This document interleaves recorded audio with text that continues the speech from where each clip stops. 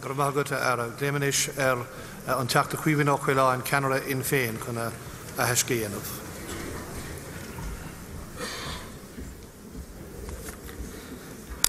A ceann cóirne go hiorlach an seanna de Theachtaí Dála, a seanna dóra agus ball an Assembly agus Parliament de Eorpa. San Sinn Féin is over brod dom Lord an láthar starúil seo chun an chéad dál an na Comóra.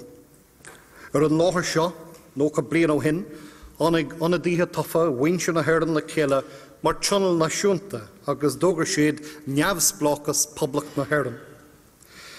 Sa faisnéis neamhsplachis currahan phoblictar bun agus sa teachtracht chun saor náisiún an dóin dír dál éireann in na náisiún achantas a chóirt don neamhsplachas bhainse na haireann. Sa tlár ibre déan lachach hí cospóirí sa síalta agus ach na míochta na poblachta cortha as córan phobal. Mar sin is cuí an rud go dagan mid céile inniu chun an lá sin na Comóra.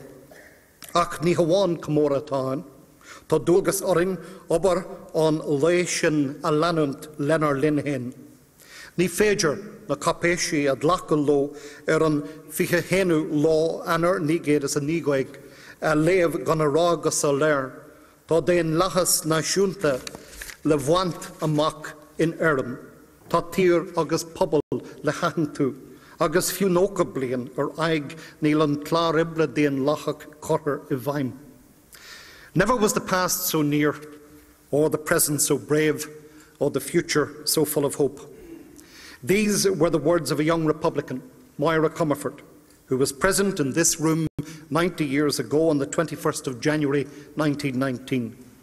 She shared with her generation the sense of their historic mission, their selfless courage and their faith in the potential of the Irish people to flourish in freedom.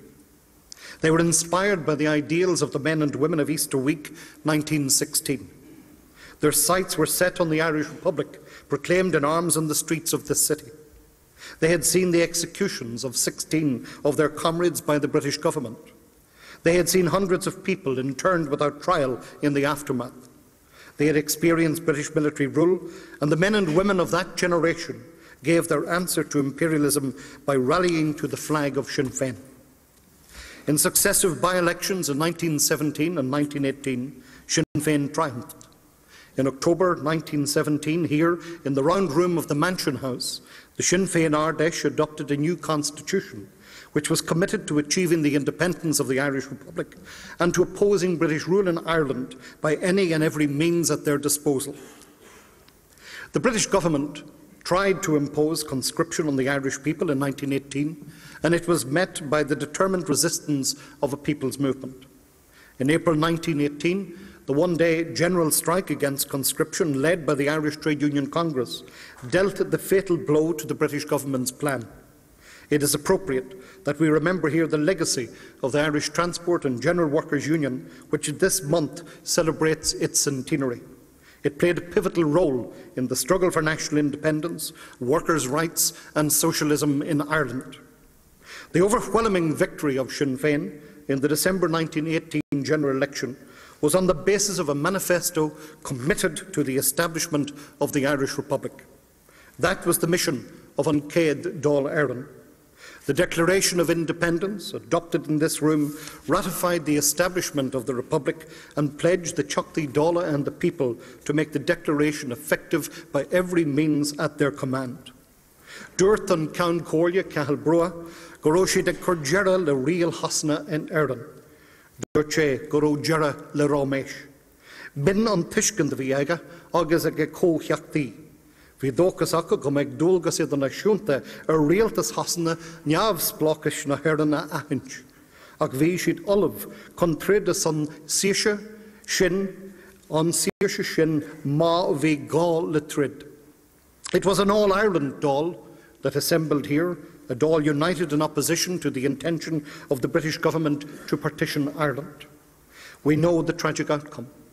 Dáil Éireann was suppressed by the British government, which waged war on Irish democracy. Our country and our people were divided, and the mass movement, so strongly manifested here in January 1919, was split in January 1922. We salute all those who struggled for Irish unity and independence since the First Dáil met. We recall all those who suffered imprisonment and who gave their lives in the struggle for freedom, as so many of the first Caoimhghín Dáil did. No one can credibly deny the spirit of freedom that links, to take but two examples, the Lord Mayor of Cork, Terence McSweeney TD, for Mid-Cork, who died on hunger strike in 1920, and the TD for Cavan Monaghan, Kieran Doherty, who died on hunger strike in 1981. Equality was the basis of the Democratic Programme adopted here 90 years ago. The programme set out progressive social and economic goals based on the principles of the 1916 proclamation and articulated by Padraig McPearse and James Connolly.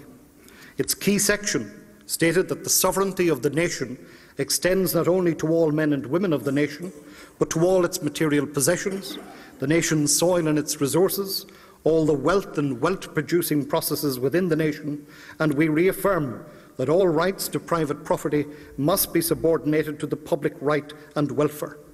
It also declared the right of every citizen to an adequate share of the produce of the nation's labour. The Democratic Programme said it was the duty of the Government of the Republic to ensure that no child should suffer hunger, cold or homelessness, and should be provided with proper education and training. The programme promised to ensure that the aged and infirm would be, and I quote, no longer regarded as a burden, but rather entitled to the nation's gratitude and consideration. The Republic also had the duty to safeguard the health of the people.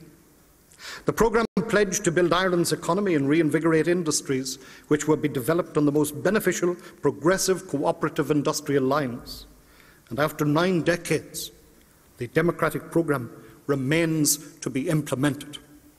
If over the past decade the public right and welfare had been placed above the interests of private profit and property, then our economy would not now be in recession. Níl sé mar obair agin na ceistne sin a phlé go mion inniu, ach ní féidir an céad dal éireann na combóra gan an íreanna a rá fi succí na hÉireann lenar linn. Is fear freisin na gurú a bhaim cospóri na publicta ó héamh na Gaeilge. Ba in dhéalge rinne an céad dal a obair an céad lá sin. Caithfar a aithwal nach bhfuil an dal agus an seanad ag tuairt an ceanargat bacór. Is le pobl na Gaeilge an ceanaracht san obair chun an teanga cothú agus mullam iad as an obair sin. Bacór go méid sé mar ruúin agin inniu. Teanga na céad dála a chur arás in áit ceart ma teanga náisiúnta na hÉireann. The sovereign will of the Irish people was denied by British imperialism in 1919. In its message to the free nations of the world, the Dáil looked forward to a new era of national self-determination and the ending of what it called military dominion for the profit of empire. But the hopes of subject peoples across the globe, including the Irish people, were dashed as the British and French empires reasserted their control after the First World War. Those two powers divided the Middle East between them and ensured continuing Western domination of the region. And we see the terrible legacy today in the region's many conflicts. And I take this opportunity to extend solidarity in particular to the dispossessed people of Palestine, whose agony the world has witnessed in recent weeks. In conclusion, as we mark the 90th anniversary of Céad Dáil, we look forward to the day when the elected representatives of all the people of our country will once more gather in the National Assembly of a United Ireland. Credaméid go jockey an lá sin, agus is our son a táimid ag obair. Is é sin ar gospór, is é sin an dóchas a bhí an seo nó go bliain ó hin agus atá fós an, agus is é sin an bailach a raig de phobal na hÉireann ile.